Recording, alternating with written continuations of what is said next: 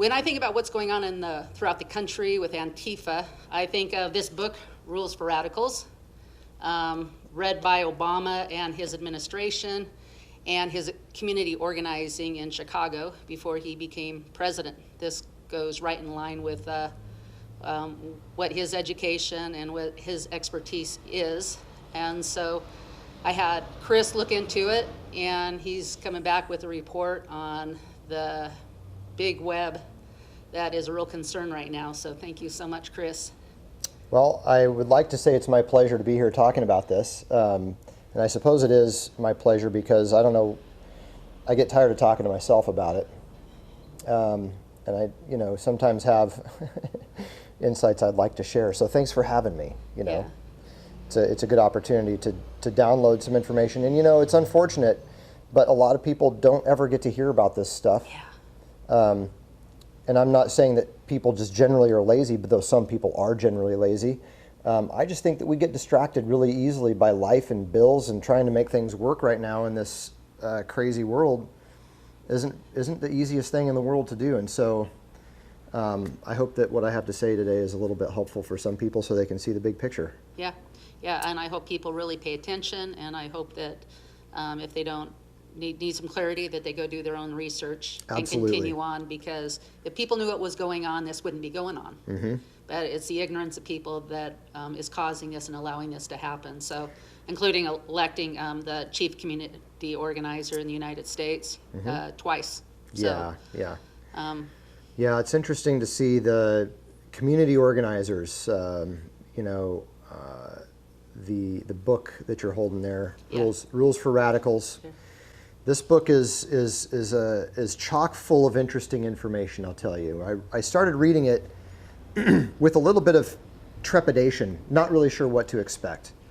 To me, it's akin to picking up the, maybe not quite as bad, but picking up, they say Satanic Bible or Yeah. Anton LaVey's writings or something like that, and getting into them.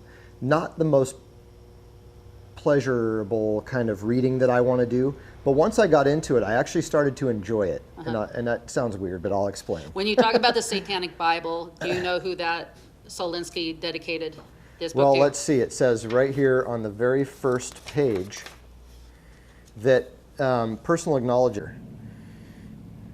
Trying to find that page with that on there. But yeah, no, here it is. Saul Alinsky says, lest we forget at least an over-the-shoulder acknowledgement to the very first radical from all our legends, mythology, and history, and who is to know where mythology leaves off and history begins, or which is which. The first radical known to man who rebelled against the establishment and did it so effectively that he at least won his own kingdom. Lucifer. Yep. So, yeah, Saul Alinsky, just a really sweet guy, dedicating his writing to Satan. And Lucifer, he uses that term, I believe, intentionally, because Lucifer means the angel of light. Light bearer. Light bearer. Yeah. Yeah. So, And he tries to supersede Jesus. Mm-hmm. Yeah. Yep, because he's so much lighter than him, I guess. It's always been an inversion of reality. And really, what Rules for Radicals, as a whole, I would say, inverted truth contains the truth. It contains some things that are true, but then they invert certain other things and that's where Lucifer, that is Luciferian. The concept of the left-hand path is Luciferianism, and that is the inversion of righteousness. Left-hand path. Used a term that Freemasons use. Yeah, interesting. And it really all goes together. It's all part and parcel. It means the same thing. The Masons are very much into symbolism and sacred geometry, and also rituals like circumambulation. I believe that's how you say it, which is an actual ritual of inversion. It's an inverted ritual. Yeah. And so it's kind of interesting when you start thinking about all the different ways that this information connects. Yeah. But today, what I think is interesting with Rules for Radicals is to see the offspring of Saul Alinsky and what they have managed to accomplish moving forward in society. Well, I have one question, or you can take it in a different direction for now. But do you want to mention some of the famous students of Saul Alinsky? Sure. Well, right now, the two most famous radicals in our society are Hillary Clinton Yeah. and Barack Obama. Yeah. Both of them pay homage to Saul Alinsky. Both of them are, I would say, devotees of Alinsky. They are Alinskyites, if you will. Yeah. Okay, there's no other stronger way to put it. And one of the things, if anybody who's familiar with Barack Obama's background knows that he is a community organizer by training, Yeah. among other things. Okay, he's got a very shadowy past, but his primary function as an attorney was in community organization, and this is where he and Saul Alinsky kind of intermingle. Though Saul Alinsky died, let's see, Barack Obama never actually met Alinsky. He was born in the early 60s, and Saul Right. Alinsky died in the He died mid-60s. actually in 1972. Okay. I think he died a year after this was written. But he didn't actually know Alinsky though. He just knew he was trained by Alinsky's professional organization though. Bill Ayers. Right. Bill Ayers is a huge connection in there too. Absolutely. Though this doesn't necessarily talk about any of that. What I would like to focus on with regards to community organizers, including Obama, is the overarching, because Obama, as I was telling you before we started, Obama's kind of a dime a dozen sort of character. And while I recognize that he was the president of the United States for 8 years, and that's kind of a big deal, especially for a community organizer to rise up in the ranks that high to become president of the United States, that's a very big deal. Yeah. And that kind of establishes a precedent. I don't know if that's the right word, but it kind of establishes that anybody can become president, which is kind of a cool thing too. So there's pros and cons to that. But if you read Rules for Radicals, it kind of reads as a self-help book. Have you ever read any self-help books, Joel Osteen books, or any of How to Win Friends and Influence People, or Think and Grow Rich, or The Magic of Thinking Big, these kinds of things, right?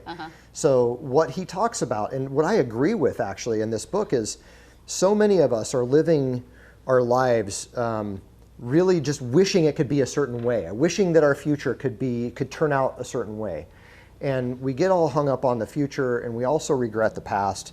And instead of living for today, instead of living one day at a time, we are living for the future. And it's really a sad state for people to be in, I think. When I was like that, it was something that I really needed to snap out of.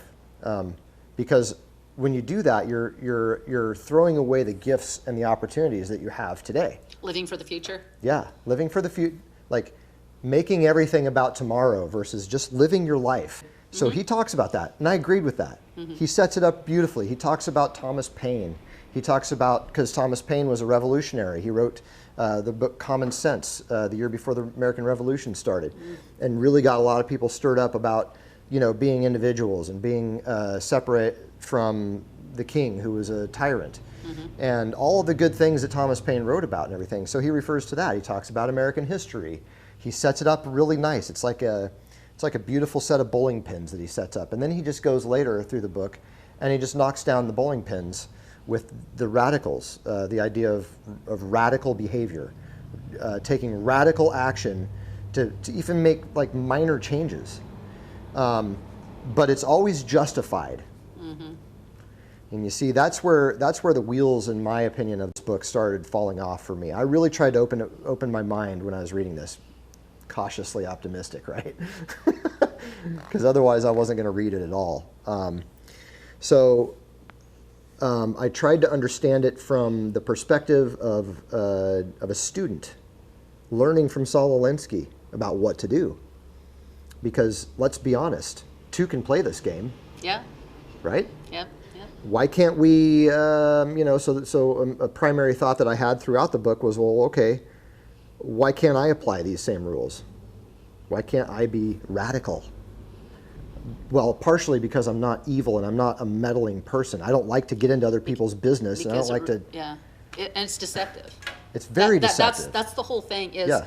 you know, I would hear some of Obama's speeches, and like a lot of people, I had a really hard time watching him because I could see the manipulation behind him and Mm-hmm. this dark cloud hovering over him. But he would have these beautiful speeches that would make people cry. Yeah. And what he was doing though is he would say that, and in the meantime, he was like stabbing each one of those people watching in the back by doing the exact opposite. That's right. Because there's no morality. Yeah. That's another principle, is that it's morality is relative to circumstance. And that is where I really started to draw the line in my own experience of this, and that's where I like the way that I'm wired isn't so much as a radical. It's not like what he says is a radical. I'm radical in the fact that I just want to be a good dad. I'm radical in the fact that I just want to have a purity. I'm radical in the fact that I want to raise my kids in a society that isn't overrun with demonic influences, isn't overrun with the Cardi B's and the other, kind of pop media of the world. I don't want my kids to be on a stairway to hell by the time they're 15.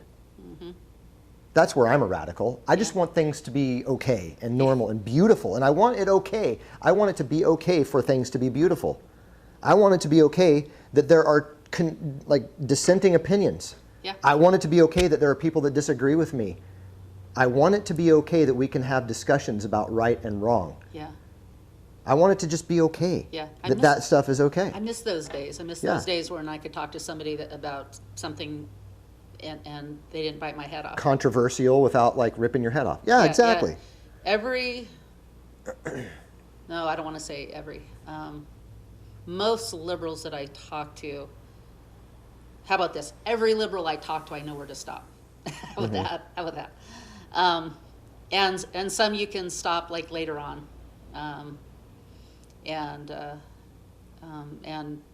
but most of them you can't. They're not open for a debate that makes sense. Once you start making sense, they bite your head off. Well, I think part of the problem is that part of what they teach, what Saul Alinsky taught people to do, and it may be inadvertent, and lower level community organizers or the people at the grassroots level that are actually just like the participants, not necessarily the organizers. The organizers prey on people's well, first of all, Ignorance, their emotions. ignorance, right? They prey on the ignorance, but they also prey on people's mediocrity. Yeah. They prey on people's laziness. They prey on people's desire to have someone else making all their decisions for them or leading them, as opposed to teaching people how to think about certain things and maybe see the world differently. They say, "Oh, you should follow me. You should follow me. I've got the answers. Let's do this." Right. That's what I hated about the whole Obama era, is he would get people interested in what he was doing, but nobody ever knew. He was, and that's where, it was, he lied. He was the least transparent president. He didn't talk about his involvement with, not Antifa, that too, but who's that, the terrorist organization? The Muslim Brotherhood.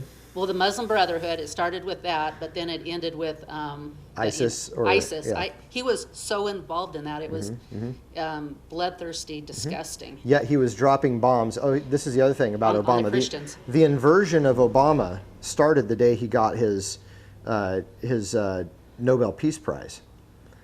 How many peaceful people would drop bombs on other people every single day of their administration? Did he? He did indeed. How did he? What did he do? To who? Drone bombings. I mean, he was at The war drone. the entire time of his presidency. Every day he was dropping bombs and shooting people. Where? Over in the Middle East, In the Middle Afghanistan, East. Iraq, the Bush era war. He just kept them going and actually, sent more soldiers over there and continued with it. He used bombings. But he was on the opposite side. It turned out. On the opposite side of what? Like he wasn't trying to kill the terrorists. He was trying to give them our weapons. Well, sure. Yeah, but you've got to kill so many terrorists in order for the general public to believe in your mission. Otherwise, so he didn't care about life at all. Even even the people that he supported, which is ISIS, the people that he was funding and letting continue or encouraging the continuation of and everything like that, he would still bomb them too. He was no respecter of persons when it came to bloodshed. Yeah, yeah. What made me really sick is I was listening to a radio show and I heard it's the biggest church in Iraq, by Canon White was the priest, or I don't think he was called a pastor, but anyway, he was crying and saying that how much they need food, and he was because he had such leadership, he went out there and exposed himself to potential getting killed himself, to try to get help from the American people and from the Christians and everything, and he was in tears talking about everybody that was dying, even just as recently as the day before and the week before. And the same day, Obama went on television and said, we've defeated ISIS and the Christians are getting their food, or the people are getting their food. Right. And it was 100% opposite, right, based on the people on the ground. But that's the inversion. That's where the inversion comes in. You can lie to the masses. You can tell the biggest lie. Joseph Goebbels, who was the propaganda minister for Adolf Hitler, basically said, look, if you're going to tell a lie, tell the biggest, most absurd lie that you can imagine. Okay.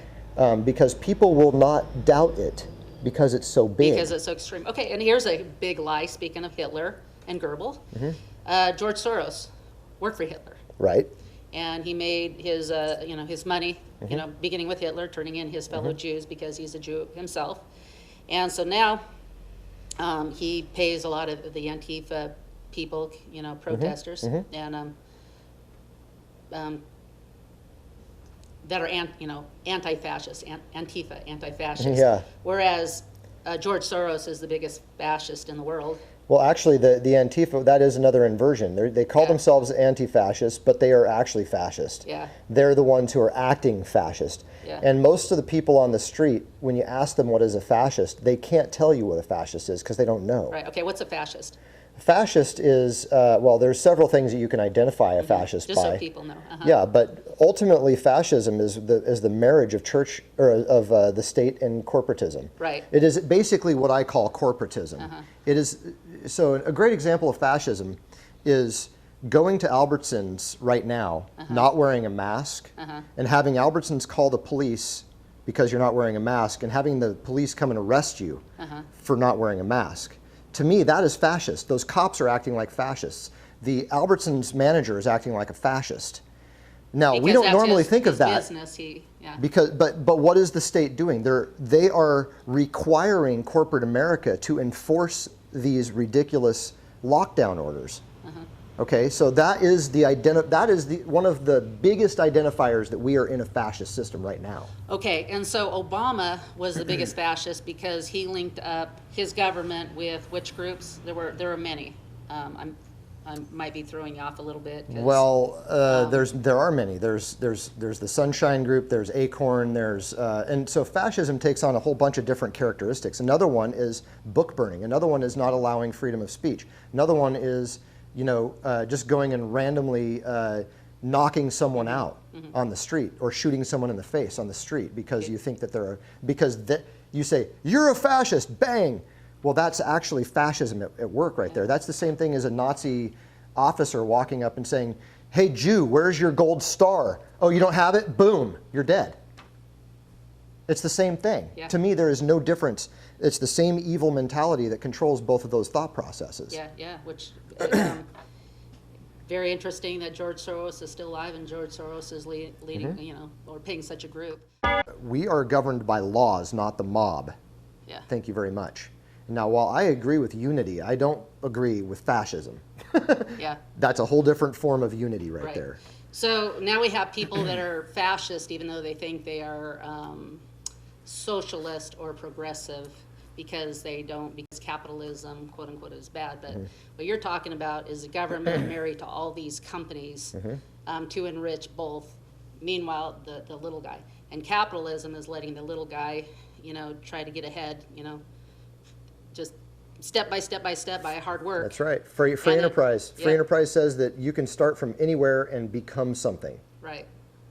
And somehow they've been able to convince people that, let's say, Microsoft and all, you know, these big, huge, giant companies are capitalists, and which That's a fallacy.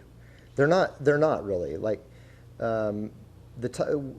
what we see today as corporate America hasn't always been like that in our history.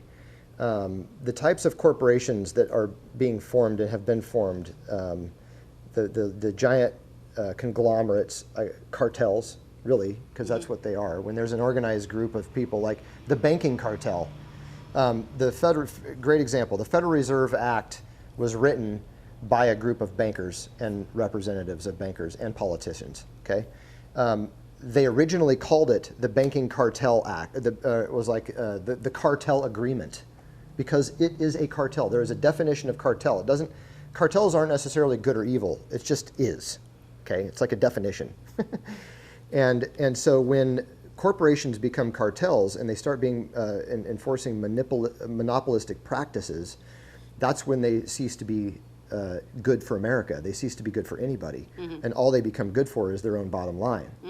Okay, which becomes very selfish and very self-seeking and power hungry. I mean, think about that. J.D. Rockefeller said, competition is a sin. And just let that sink in for a minute. His worldview was that competition is a sin.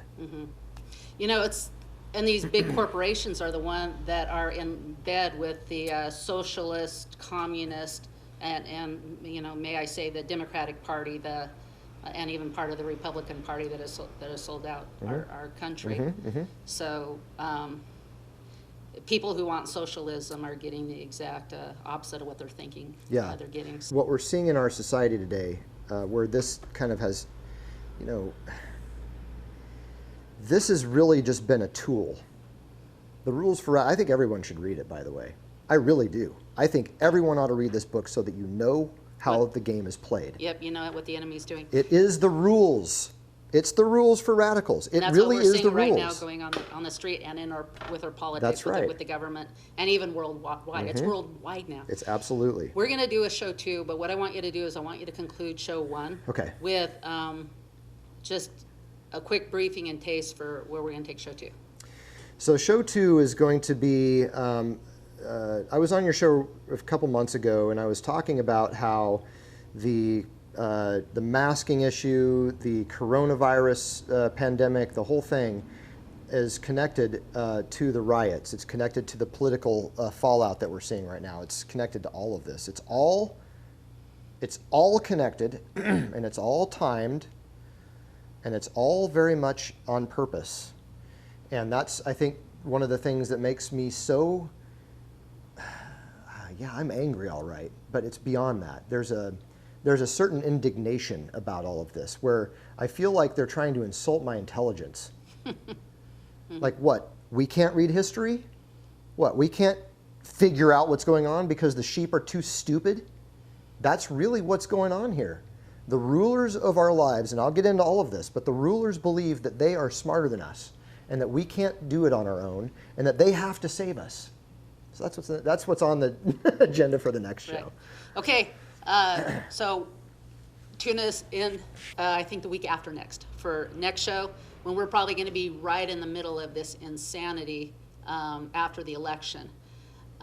Please vote. Vote for Trump. He is not, he knows where the bodies are buried, so to speak. He is the exact opposite of fascism, of rules for radical, despite what any of you may have heard.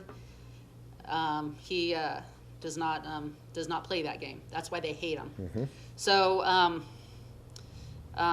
tune in for next week's show, where we're going to be going over everybody in the election.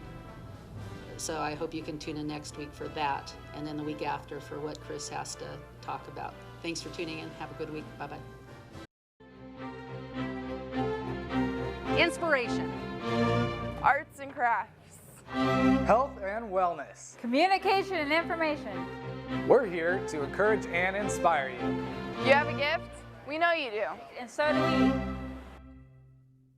Whether you come in to look, buy, or want to promote your gift, we invite you to come in because when we're working together, we can accomplish great things. We the generation, the world is where we come. One love, together we can make it. Let's join our hands together as we share with one another. Black or white, together we can make it. Come to the celebration as we bring our love together. One love. In this session, we're going to talk about why the evolution theory that's being taught in our schools is not only dumb, it's dangerous.